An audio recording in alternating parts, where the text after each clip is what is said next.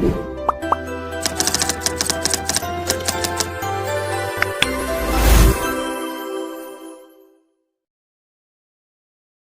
Everyone, welcome to learn easy maths and arts classes. आज इस video में मैं आपको रिव्यू एक्सरसाइज 1B के रिमेनिंग क्वेश्चंस कराऊंगा। In the previous video I explained you up to question number 4। So today in this video we will start from question number 5। अगर आपने previous questions नहीं देखे हैं तो लिंक आपको डिस्क्रिप्शन बॉक्स में मिल जाएगा।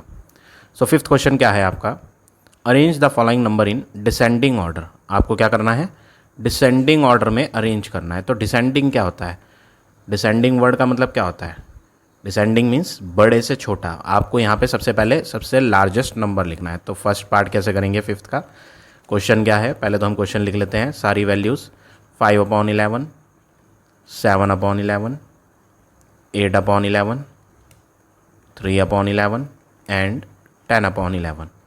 तो ये सब वैल्यूज़ आपको गिवन है। अब आपको एक हेडिंग लिखनी है कि आप जो आंसर है वो क्या लिख रहे हो। आप अपना आंसर डिसेंडिंग ऑर्डर में लिखोगे।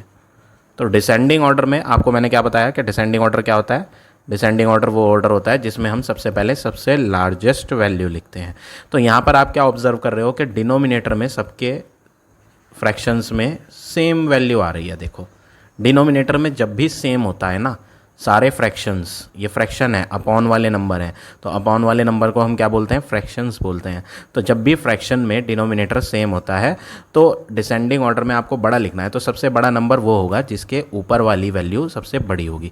नीचे सेम है ना, जब नीचे सेम होगा तो बड़ा दिखने वाला नंबर जिसमें ऊपर न्यूमरेटर में बड़ा हो वो बड़ा होता है। तो यहाँ पर सबसे बड़ा नंबर क्या दिख रहा है आपको, 10 दिख रहा है। दैट मीन्स डिसेंडिंग ऑर्डर में सबसे लार्जेस्ट क्या आएगा, 10/11।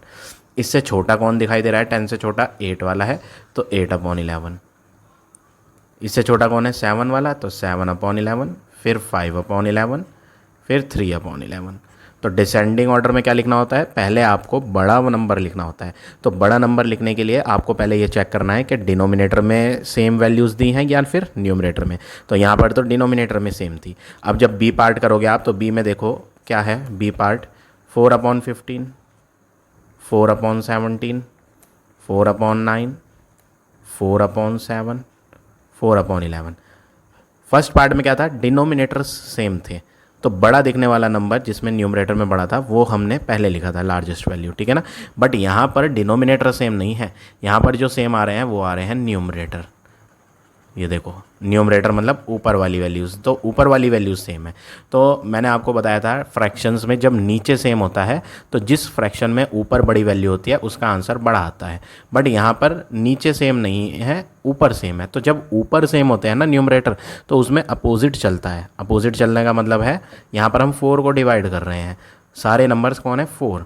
हर बार 4 को ही डिवाइड करा जा रहा है। एक बार 15 से डिवाइड करा जा रहा है, एक बार 17 से। तो जब बड़े नंबर से अगर हम डिवाइड करेंगे ना सेम वैल्यूज़ को, तो बड़े नंबर से डिवाइड होने पे आंसर छोटा बनता है, उल्टा होगा। बस आपको ऐसे याद रखना है कि जब हम फ्रैक्शंस में ऊपर सेम दिया होगा न्यूमरेटर में, तो जिसमें नीचे बड़ी वैल्यू होगी ना उसका आंसर बड़ा नहीं आएगा, उसका आंसर छोटा आएगा। और जब नीचे सेम होंगे तो नीचे सेम होने से आपको क्या ध्यान रखना है, अगर ऊपर बड़ा नंबर दिया है तो उसका आंसर बड़ा आएगा डिवाइड करके, ठीक है ना। तो यहाँ पर ऊपर सेम थे तो हमें उल्टा लेना है। उल्टा मतलब ऊपर अगर सेम होता है तो नीचे बड़े आने पर आंसर छोटा बनता है। तो हमें तो डिसेंडिंग ऑर्डर मांगा था क्वेश्चन में, क्या मांगा है, डिसेंडिंग ऑर्डर। और डिसेंडिंग ऑर्डर में हमें सबसे पहले लार्जेस्ट वैल्यू लिखनी होती है। तो यहाँ तो ऊपर सेम है तो इसमें तो उल्टा चलता है। तो अगर आपको लार्जेस्ट लिखना है ना तो सबसे पहले आपको लार्जेस्ट नंबर वो मिलेगा जिसमें नीचे छोटा होगा। तो सबसे छोटा नंबर क्या दिखाई दे रहा है नीचे, यहाँ 7 दिखाई दे रहा है। तो सबसे बड़ा नंबर जो होगा ना वो 4/7 होगा। नीचे इसमें सबसे छोटी वैल्यू है, बट जब हम डिवाइड करेंगे तो आंसर इसका सबसे बड़ा आएगा, ठीक है। 4/7, 7 से बड़ा कौन है, 9 वाला, तो 4/9। 9 से बड़ा कौन है, 11 वाला, 4/11। फिर उससे ग्रेटर है 15 वाला, 4/15। फिर उससे ग्रेटर 4/, ठीक है। तो ये दिखाई तो ग्रेटर दे रहा है, मैं ग्रेटर वर्ड बोल रहा था। देखो 7, 7 से ग्रेटर 9, 9 से ग्रेटर 11, 11 से ग्रेटर 15, 15 से ग्रेटर 17। बट एक्चुअल में ये दिखाई ग्रेटर दे रहे हैं, लेकिन ये जो पूरा आंसर है डिवाइड करके ये सबसे बड़ा है। और आगे जाने पे आंसर बढ़ेगा नहीं, आगे जाने पर आंसर छोटा हो जाएगा। 4/7 सबसे बड़ी वैल्यू है 4/9 उससे छोटी वैल्यू है। 7 छोटा था और 9 बड़ा था, बट 4/7 बड़ा माना जाएगा और 4/9 छोटा माना जाएगा। तो छोटा दिखने वाला नंबर जिसमें नीचे छोटा दिखाई देगा वो एक्चुअल में बड़ा होगा। कब? जब ऊपर वाले वैल्यूज़ क्या हो, सेम हो। तो ये हो गया आपका क्वेश्चन नंबर 5। अब आ जाते हैं क्वेश्चन नंबर 6 पे। Arrange the following in ascending order. आपको कैसे ऑर्डर में लिखना है? Ascending order. तो सबसे बेस्ट वे, इसमें बच्चों को मिस्टेक बहुत होती है, तो सबसे बेस्ट वे क्या है जो मैं आपको बता रहा हूँ वो बहुत ध्यान से सुनो। पहला नंबर देखो क्या है, उसको आप एक लाइन में लिख लो 0.101। अब दूसरा नंबर जब आप लिखोगे ना कॉमा के बाद वाला, तो उसको आप इसके सामने मत लिखो, इसके नीचे लिख लो। बट ये ज़रूर याद रखना पॉइंट के नीचे ही आप पॉइंट लें, इससे हमें ढूंढने में दिक्कत नहीं होती कि कौन सी वैल्यू ग्रेटर है और कौन सी स्मॉलर। तो देखो क्या है, 0.110 है, तो पॉइंट के नीचे तो पॉइंट लगाओ। अब लिख दो 110। यहाँ इसके नीचे कुछ नहीं आ रहा तो यहाँ पे कोई वैल्यू नहीं है, तो इसमें आपको क्या फिल करना है? 0 फिल करना है। अगला नंबर क्या है? पॉइंट के आगे 102 है, तो पॉइंट के नीचे तो पॉइंट लगाना है, पॉइंट के आगे क्या लिखना है? 102, और पीछे खाली जगह है तो यहाँ पे क्या भर दो? 0। अगला क्या है? 1.02, पॉइंट के नीचे तो पॉइंट लगाना है, मैंने आपको बताया था। क्या मांगा, क्या लिखा था? पॉइंट के आगे क्या है, सॉरी पॉइंट के पीछे तो 1 है, तो पॉइंट के पीछे तो 1 लिख दो, और पॉइंट के आगे क्या है? 02, तो 0 यहाँ लिखो, 1 के नीचे 2 यहाँ। अब ये जगह खाली रह गई, जो ये जगह खाली रह गई ना, इसमें क्या भर दो आप? 0 भर दो। तो यहाँ पर 1.02 था, बट हमने क्या लिखा? 1.020। ये एक्चुअल में दिखाई तो 1.020 दे रहा है, बट इसका मीनिंग यही है 1.02। लास्ट वाली 0 की कोई वैल्यू नहीं होती जो पॉइंट के लास्ट में आती है, ठीक है। अब अगला क्या है? 1.021, तो पॉइंट के नीचे तो पॉइंट लगाना है आपने, 1 को इधर लिखो, 1.0 इधर, 2 इधर, 1 इधर। अब आपने सारे नंबर्स जो भी डेसिमल वाले थे, इन्हें हम डेसिमल नंबर बोलते हैं क्योंकि इनमें क्या आ रहा है? पॉइंट। तो सारे डेसिमल वाले नंबर आपने लिख लिए हैं। अब आपको ऑर्डर कौन सा लिखना है? असेंडिंग। हमें लिखना है असेंडिंग ऑर्डर। असेंडिंग ऑर्डर वो ऑर्डर होता है जिसमें हम सबसे पहले सबसे छोटी वैल्यू लिखते हैं। तो सबसे छोटी वैल्यू देखने के लिए आपको पहले पॉइंट के लेफ्ट हैंड पे नज़र रखनी है। तो पॉइंट के लेफ्ट हैंड पे छोटी वैल्यू यहाँ है, एक इसमें और इसमें। ये आगे वाली वैल्यूज़ जो हैं, जो अगले नंबर में आ रही हैं, वो तो बड़ी हैं। सबसे पहले आपको किसको देखना है? पॉइंट के लेफ्ट हैंड वालों को। तो पॉइंट के लेफ्ट हैंड वाले में यहाँ 3 में छोटी आ रही है, तो इन्हीं 3 में कोई सबसे छोटा नंबर मिलेगा। इनमें छोटा नंबर नहीं है क्योंकि इनमें पॉइंट के पीछे 1 आ रहा है, तो छोटा नंबर इन 3 में से कोई एक है। तो अब ये तीनों तो एक जैसे हैं, तो हमें नहीं समझ आ रहा कि ये तीनों तो एक जैसे हैं, इक्वल हैं, तो इनमें छोटी कौन है? इन्हें देख के नहीं पता चल रहा। अगला नंबर देखो, अगला नंबर तीनों में क्या है? 111, तो इसमें भी सबसे छोटा कौन है? पता ही नहीं। अब आगे वाली डिजिट देखो, एक एक डिजिट आगे बढ़ना है। इसमें क्या है? यहाँ 0, उसमें क्या है? 1, और इसमें क्या है? 0। असेंडिंग ऑर्डर में तो हम छोटा लिखते हैं, तो एक तो ये है 0 वाला और एक ये है, इन्हीं में से ही कोई एक नंबर सबसे छोटा होगा, ठीक है। तो ये 0 है, ये 0 है, तो इससे इनमें तो देख के पता नहीं चल पा रहा कि कौन छोटा है, क्योंकि ये 0 0 कोई अलग अलग नंबर थोड़ी है, ये तो सेम है, इक्वल है। तो हमें इसके अगली डिजिट देखनी है। तो अगली डिजिट इसमें तो 1 है और इसमें अगली डिजिट है 2। कौन है छोटा? 1 ही तो छोटा है ना। तो ये वाला नंबर सबसे छोटा हो गया और उसके बाद ये हो गया, ठीक। अब बचा कौन? 0 वाला। 0 वालों में, इनमें नहीं देख रहे हम, ये तो 1 1 वाले हैं, ये तो बड़े नंबर हैं। अभी तो हम 0 वालों में ही फोकस कर रहे हैं। इनमें अब बचा कौन है? सिर्फ एक ही बच रहा है। ये कौन सा नंबर है? तीसरा वाला नंबर। अब बचे 1 1 वाले। अब हम इनमें ढूंढेंगे कि असेंडिंग ऑर्डर है ना, तो असेंडिंग में तो पहले छोटा लिखना होता है, तो हम ढूंढेंगे कि कौन छोटा है। देखो 1 और 1 ये तो सेम है, इनमें कोई भी छोटा नहीं है। पॉइंट के आगे बढ़ो, 0 0, इनमें भी कोई छोटा नहीं है। 2 2, इनमें भी कोई छोटा नहीं है। 0 और 1, इनमें कौन छोटा है? 0 छोटा है ना, तो ये अब 4th नंबर पे आएगा और उसके बाद ये आएगा 5th पे। अब हम असेंडिंग ऑर्डर में लिख देते हैं जिन्हें नंबर जैसे ऐसे लिखे हैं। सबसे पहला क्या है? 0.101, कॉमा, दूसरा क्या है? ये वाला 0.102, तीसरा क्या है? 0.110, चौथा नंबर क्या है? 4th नंबर 1.020, और 5वां नंबर क्या है? 1.021। तो ये हो गया आपका फाइनल आंसर 6 के ए पार्ट का। तो हमने यहाँ असेंडिंग ऑर्डर लिखा था, तो असेंडिंग ऑर्डर में हमें पहले सबसे छोटा नंबर लिखना होता है। तो ये पॉइंट वाले नंबर्स का ध्यान रखें, जिस वे में मैंने बताया ना, यही सबसे इजी वे है, अदरवाइज आप कंफ्यूज हो जाओगे, ठीक है। देखो बी वाला और समझ लो, बी कैसे करना है।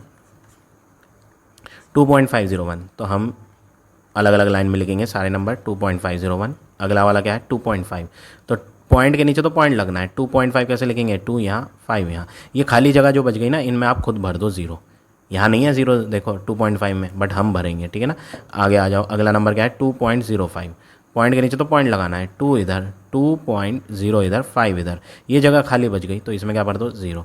अगला नंबर हो 2.005, पॉइंट के नीचे पॉइंट लगाओ, 2 यहाँ आ जाएगा 2.005। अगला नंबर क्या है 2.051, 2 यहाँ आएगा, पॉइंट यहाँ आएगा 051। तो सबसे पहले आपको पॉइंट का ही ध्यान रखना है कि पॉइंट के नीचे पॉइंट आए। अब कौन सा ऑर्डर लिखना चाह रहे हैं हम, असेंडिंग ऑर्डर, तो असेंडिंग में तो सबसे छोटा ढूंढना है। अब सबसे छोटा ढूंढने के लिए देखो पॉइंट के पीछे वाले नंबर देखो, इनमें तो कोई छोटा है ही नहीं, तो हमें नहीं समझ आ रहा कि इनमें कौन सा छोटा है, तो हम अगली वैल्यू देखो, अगली वैल्यू देखेंगे, ये 5 है, ये 5 है और ये 3 ज़ीरो वाले हैं, तो इन्हीं 3 में कोई छोटा नंबर मिलेगा। ये 3 ऐसे हैं जिनमें यहाँ स्मॉलेस्ट वैल्यू आ रही है, इनमें तो सेम है 5 5, ये छोटा भी नहीं है, छोटे तो ज़ीरो हैं, तो इन्हीं 3 में कोई एक नंबर सबसे छोटा है, ठीक है। तो इन तीनों में तो कोई है नहीं, 0 0 0 है ये, तो हम क्या करेंगे, हम नेक्स्ट डिजिट देखेंगे। नेक्स्ट डिजिट क्या है 505, कौन है सबसे छोटी, ये 0 ही तो छोटा है ना, तो ये हो गया सबसे छोटा नंबर, स्मॉलेस्ट नंबर।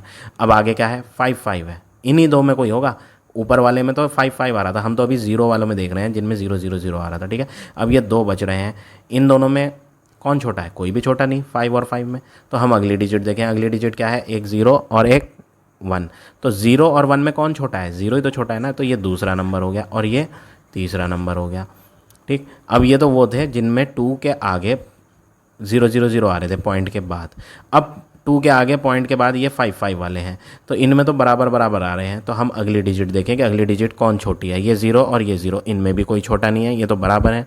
फिर अगली डिजिट देखो, ये 1 और ये 0, कौन छोटा है, 0 ही तो छोटा है ना, तो ये 4th नंबर हो गया और ये 5th हो गया। अब हम सारे लिख लेते हैं असेंडिंग ऑर्डर में। सबसे पहले क्या आएगा 2.005, दूसरा क्या आएगा 2.050, तीसरा क्या आएगा 2.051, 4th वाला क्या है 2.500 और 5th क्या है 2.501। तो ये हो गया आपका फाइनल आंसर क्वेश्चन नंबर 6 का। अब आ जाते हैं नेक्स्ट क्वेश्चन पे।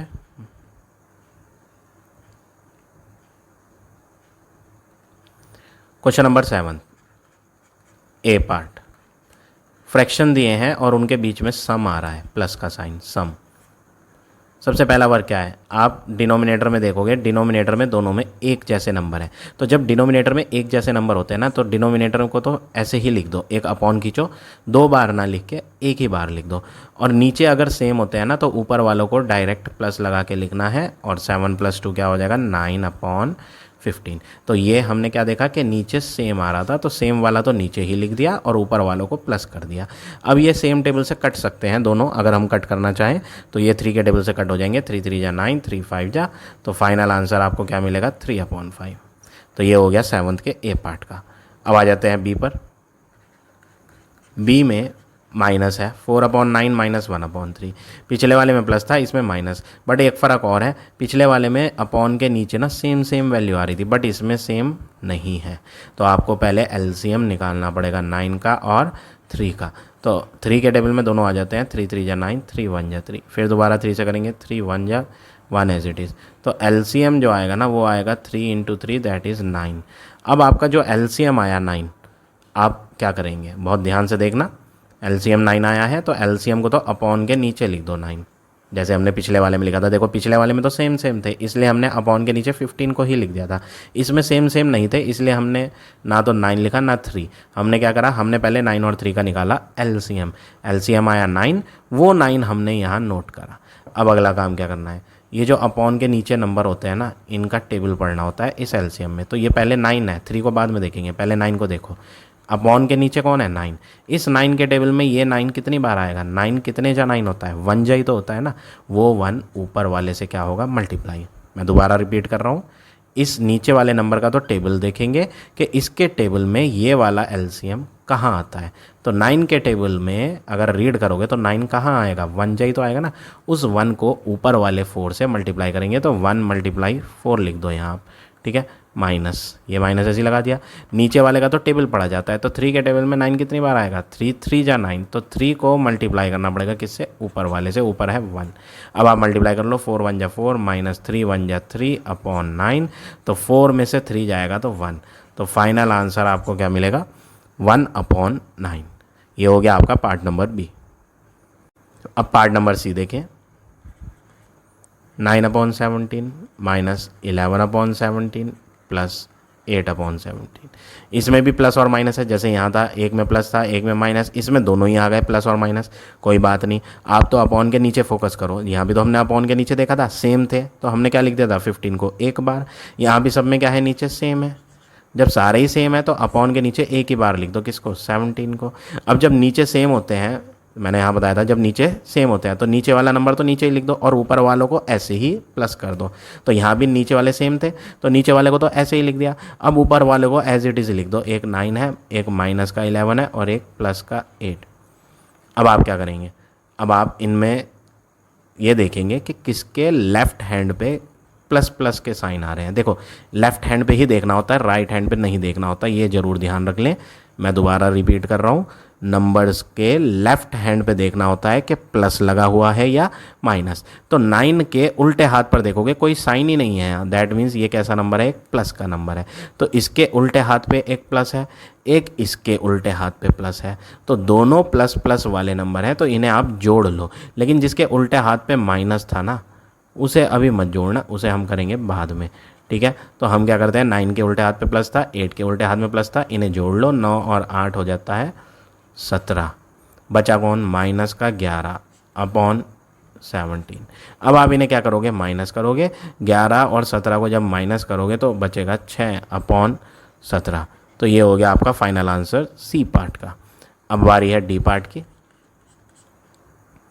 डी पार्ट में क्या कहा है, 52.207 है और दूसरा ये है। इसको लिखने के लिए पॉइंट के नीचे तो पॉइंट लगाओ, सबसे पहला काम। लेफ्ट हैंड पे लिखो 13 और राइट हैंड पे लिखो 3 4 5 और इनके सम फाइंड करना है। बीच में क्या लग रहा है, प्लस, इन क्वेश्चन में प्लस है तो हम प्लस करेंगे।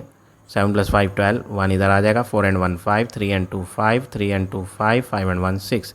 तो फाइनल आंसर जो हमारा यहाँ आ रहा है 65.552, ये आंसर हो गया। तो ये हो गया आपका डी पार्ट का आंसर। अब आ जाते हैं लास्ट पार्ट पे, ई पर। 85.2, अब माइनस करना है तो माइनस के लिए भी वही रूल फॉलो करें, पॉइंट के नीचे तो पॉइंट ही लगना है। पॉइंट के उल्टे हाथ पे है 75, यहाँ लिख दो 75। पॉइंट के सीधे हाथ पर क्या है 37, तो 3 यहाँ लिख दो, 7 यहाँ, 7 के ऊपर कुछ नहीं है तो 7 के ऊपर क्या भर दो, 0। अब इनको करना क्या है, बीच में क्या है माइनस, तो हम माइनस करेंगे। अब माइनस करने का क्या तरीका है, पिछले वाले से एक बोरो ले लो और यहाँ 0 को क्या बना दो 10, तो ये एक इसे दे रहा है तो यहाँ पे 2 की जगह क्या रह जाएगा 1। 10 में से 7 गया 3, अब 1 में से 3 तो माइनस नहीं होगा, तो यहाँ से एक कम करके 4 करके एक जो कम करा है वो इसे दे देंगे, तो 1 एक और लग जाएगा इसमें, तो 1 और 1 क्या हो गया 11। अब 11 में से 3 जाएगा तो 8 बचेगा। अब यहाँ 4 था, 4 में से 5 तो जाएगा नहीं, तो इसमें एक कम कर दो और इसको दे दो, तो ये 4 की जगह क्या हो जाएगा 14 हो जाएगा। अब 14 में से 5 माइनस करेंगे, तो 14 में से जब 5 माइनस करोगे तो आंसर क्या आएगा 9, और 7 में से 7 माइनस करके 0, तो फाइनल आंसर हो गया 9.83। तो इस तरह से आपको ये क्वेश्चन नंबर 7 के सारे पार्ट करने हैं। अब आ जाते हैं नेक्स्ट क्वेश्चन पे, last question of this exercise, question number 8, first part. 3/7 of A bottle is full. इन्होंने बोला है 3/7 बॉटल भरी हुई है, what fraction of bottle is empty.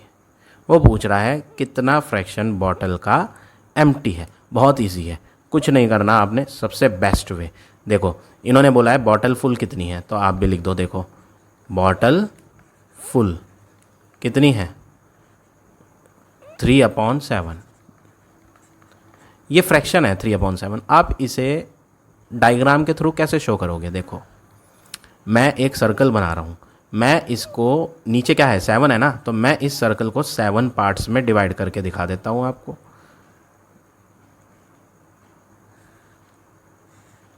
1 2 3 4 5, एक और कर लो, 6 7।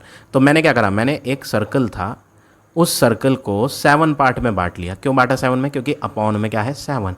तो वो कह रहा है ये जो भरी हुई है ना, ये 3/7 भरी हुई है। मतलब इन 7 में 3 भाग भर चुके हैं। एक ये वाला भाग भर चुका है, एक ये भाग भर चुका है, और एक ये, 3 तो भरे जा चुके हैं। अब वो पूछ रहा है what fraction of bottle is empty. तो आपको क्या लिखना है, पहले आप वो लाइन लिखो, क्या, फ्रैक्शन ऑफ बॉटल जो खाली है। तो फ्रैक्शन वर्ड आ रहा है ना, फ्रैक्शन वर्ड आप जानते हैं, फ्रैक्शन क्या होता है, फ्रैक्शन में एक ऊपर नंबर आता है और एक नीचे, जैसे ये था 3/7, ऐसे ही यहाँ भी आएगा। तो आपको यहाँ एम्प्टी बताना है। तो एम्प्टी कितने बच रहे हैं देख लो, गिन लो इन्हें, 1 2 3 4, 4 अभी खाली पड़े हैं। तो एम्प्टी में क्या है 4, आउट ऑफ कितने में से 4 खाली हैं, ये टोटल कितने थे 7, तो आउट ऑफ 7, तो 4/7 आंसर हो गया। है ना इजी। और भी तरीके हैं इसे करने के, बट बेस्ट यही है आपके लिए, सबसे इजी। तो आपको क्या याद रखना है कि बॉटल भरी हुई कितनी थी 3/7, दैट मीन्स नीचे 7 आ रहा है, तो हम एक सर्कल बनाएं और उसको 7 हिस्सों में बांट दें। फिर उसमें भरी हुई कितनी थी, 3 हिस्से, ऊपर 3 था ना, तो उन 7 में से 3 को क्या कर दो, भर दो। तो बचे क्या, 1 2 3 4, तो ये जो 4 बच रहे हैं कितने में से, 7 में से, तो फ्रैक्शन क्या बनेगा एम्प्टी का, 4 बच रहे हैं आउट ऑफ 7, तो 4/7 आंसर हो जाएगा। तो ये हो गया ए पार्ट का आंसर। अब बी पे आ जाते हैं। 2/7 ऑफ फ्लावर इन ए वेस आर रेड। वो कह रहा है रेड फ्लावर कितने हैं, आप लिख दो यहाँ कि रेड हैं 2/7, ठीक है। 3/7 ऑफ देम आर वाइट। चलो वाइट कितने हैं वो भी लिख देते हैं, वाइट कितने हैं 3/7, and the rest are yellow. वो कह रहा है जो रेस्ट हैं, रेस्ट का मतलब बचे हुए, वो कौन है, येलो, ठीक है। अब ये रेस्ट कैसे निकालें, देखो मैंने ये सर्कल वाला बताया था ना तरीका, अगर आपको ऐसे समझ आता है ना तो आप ऐसे ही कर लो। देखो इसको भी मैं उसी वे से बता देता हूँ। मैंने एक सर्कल बनाया, मैंने देखा था सबसे पहले उसमें क्या कि नीचे क्या दिया है, नीचे 7 दिया है, तो मैं इसको 7 पार्ट्स में बांट लूँ। मैं इनके 7 हिस्से कर देता हूँ, 1 2 3 4 5 6 7, मैंने 7 हिस्से कर लिए, ठीक है। वो कह रहा है इन 7 में से 2 तो लाल हैं, तो चलो मैं इसमें रेड कर देता हूँ।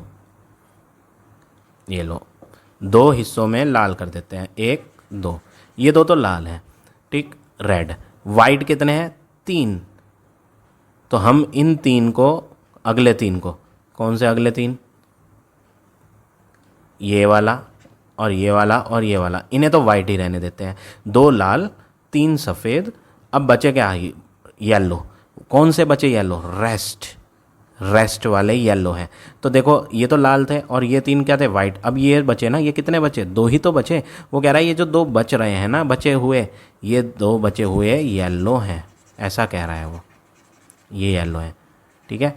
तो 2 रेड हैं 3 वाइट हैं, तो बचे थे ये, और ये क्या थे, येलो। तो आप इन्हें काउंट कर लो, ये कितने हैं पीले वाले, 2 ही तो खाने ऐसे हैं जो पीले हैं। तो आप क्या करोगे, रेस्ट वालों को निकालने के लिए ऊपर तो ले लो 2, आउट ऑफ कितनों में से 2 थे, ये 7 में 2 थे, तो 2 ऊपर ले लिया, आउट ऑफ 7, तो आंसर क्या हो जाएगा 2/7। तो इजी था ना क्वेश्चन, ऐसे करना आपको इसे, ठीक है। आप ये फिगर बना के दिखाएंगे और इसमें लिख देंगे, क्या कलर करने की ज़रूरत नहीं, ये तो मैंने आपको समझाया है। आप यहाँ लिख देना कि ये रेड है, ये भी क्या है रेड, इसे क्या लिखना, ये वाइट है, इसे क्या लिखना, ये भी वाइट है, इसे क्या लिखना, ये भी वाइट है। तो हमने क्या करा, 2 में रेड डाल दिया, 3 में वाइट डाल दिया, और जो बचे थे उनको क्या लिख दिया, येलो। इसको भी क्या लिख दो, येलो। फिर वो पूछ रहा था येलो वाले बताओ कितने हैं, तो येलो वाले कितने हैं 2, कितनों में से, 7 में से। तो फ्रैक्शन बनाने के लिए अपॉन में चाहिए होता है आंसर, तो 2 थे येलो, तो 2 तो ऊपर ले लिया और 7 नीचे। तो ये हो गया आपका final answer part number B का। अब आ जाते हैं नेक्स्ट पे, पार्ट नंबर सी पर। इफ़ ए डजन, डजन मतलब 12, इफ़ 12 प्लेट्स कॉस्ट 480, क्या दिया इन्होंने, यहाँ पर कॉस्ट दी है, किसकी कॉस्ट दी है, 12 प्लेट्स की। अगर आप 12 प्लेट्स खरीदोगे मार्केट से तो आपके कितने मनी खर्च होगी, 480 rupees. What will be the cost of 7 plate, वो आपसे पूछ रहा है आप 7 प्लेट की कॉस्ट बताओ। तो 7 प्लेट की पूछे या 10 की पूछे, आपको पहले 1 प्लेट की कॉस्ट फाइंड करनी है। तो 12 प्लेट्स कितने की है, इतने की। तो कॉस्ट ऑफ 1 प्लेट सबसे पहले फाइंड करो। एक प्लेट आप खुद सोचो, जब 12 प्लेट्स खरीद के ला रहे हो तो 480 रुपये देने पड़ रहे हैं। तो एक प्लेट खरीदोगे, ज़्यादा नहीं खरीदोगे, कम खरीदोगे तो पैसे तो कम जाएंगे ना। तो कम करने के लिए आपको क्या करना है, डिवाइड। तो ये जो 480 था ना, इसको डिवाइड लिख के 12 से डिवाइड कर दो। इस 12 से इस 480 को क्या कर दो, डिवाइड। तो जब भी 1 का फाइंड करना होगा आपको डिवाइड करना है, याद रखना। तो 12 प्लेट्स 480 की है, तो 1 प्लेट क्या होगी, कम की होगी। तो कम के लिए आपने क्या करना है, डिवाइड। तो ये मैंने अपॉन बनाया, देखो ये जो अपॉन का सिंबल होता है ना, ये अपॉन डिवाइड होता है। अगर आपको ऐसे समझ नहीं आ रहा तो आप डिवाइड करके देख लो, यहाँ डिवाइड कर दो ऐसे। 12 को बाहर लिखो, 480 को अंदर। 12 के टेल में 48 तो आता है, 12 4 जा क्या होता है, 48।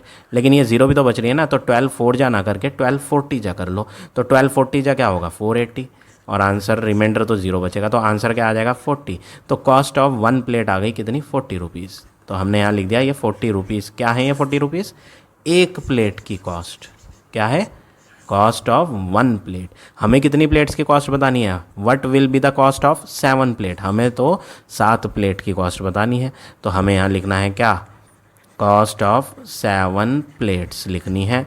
तो 7 प्लेट्स कितने की होंगी, अभी आपने किसके पैसे बताए थे, ये 40 रुपये किसके हैं, एक प्लेट। जब एक प्लेट 40 की है तो 7 प्लेट्स खरीदोगे तो पैसे तो ज़्यादा जाएंगे ना भाई। एक अकेली खरीदोगे प्लेट तो 40 रुपये देने हैं बस, लेकिन अगर ज़्यादा लाओगे तो ज़्यादा जाएंगे। तो ज़्यादा के लिए क्या करना है, मल्टीप्लाई, क्योंकि नंबर ऑफ़ प्लेट्स ज़्यादा हैं तो मनी भी ज़्यादा देनी पड़ेगी शॉपकीपर को हमें। और ज़्यादा पैसे देने का मतलब है ज़्यादा के लिए मल्टीप्लाई करना होता है। तो ये जो 7 प्लेट थी ना, इसको आप मल्टीप्लाई कर दो किससे, जो 1 प्लेट की कॉस्ट थी। एक प्लेट कितने की खरीद रहे थे, अभी तो हमने फाइंड करा था 40, ये 1 की तो कॉस्ट थी। तो इनको मल्टीप्लाई कर दो, 7 4 जा 28 और लास्ट की 0 लास्ट में, तो 280 रुपीज़ की आएगी। तो ये हो गया आपका final answer part number C का। So now this exercise is over. I hope आज का पढ़ाया हुआ टॉपिक आप सबको समझ आ गया होगा। If you like my way of teaching then please like, comment और शेयर जरूर करें। In the next video I will give you next exercise.